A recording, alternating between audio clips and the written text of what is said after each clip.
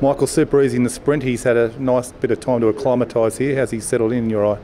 Yeah, well, he's been here just on 4 or 5 weeks now, and I think since his last run 3 weeks ago, he's really come on well.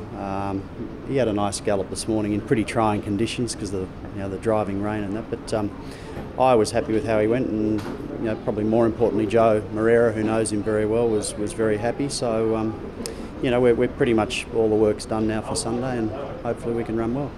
Were you disappointed with his initial run when he first got here?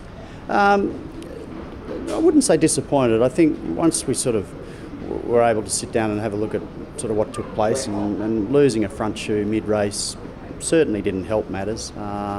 And he did pull up with a little bit of a throat, I guess you'd call it some mucus in the throat, nothing more than that, which he's had some treatment for and responded really well to. So look, there was a few little, I think, legitimate excuses to come out of that race.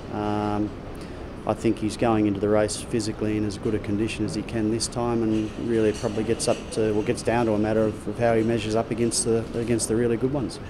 Joe Moreira back on top's got to be a big positive for him. Yeah, look, I was quite happy with how Olivia rode the horse last start. I had no complaints whatsoever, but I guess Joe does have a really good affinity with the horse and knows him back to front and his little idiosyncrasies, and I think that's always an advantage when you can have someone on the back of your horse that knows him so well. Barrier draws are going to play a pretty big part in that race, you'd think. Where would you like to be drawing without stating the obvious? Yeah, I'm not too concerned about really where we draw. Obviously, somewhere closer in than out would be better. I think you'd get every trainer in the race saying the same thing. So somewhere middle to win would be nice, which then gives Joe options of where he positions him, basically decided by the pace of the race. What do you feel is his best pattern of racing? Would you like to see him up on the pace or just coming off the pace?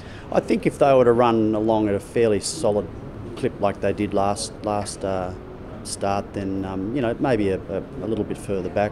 Certainly not back in the last half dozen, but I think somewhere sort of midfield or a touch better in that type of run race. If they didn't tend to go along quite as solidly as last time, then he certainly has the ability to race a bit handier if we want to. You'd know a lot of the competitors in this race. Where do you see the biggest dangers coming from?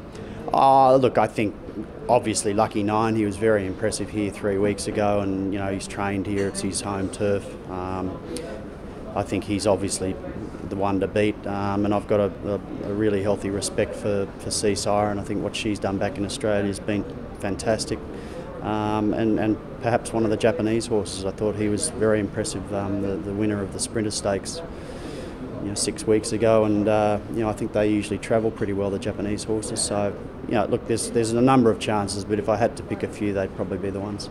Best of luck come Sunday. Cheers, mate. Yeah, thanks, mate.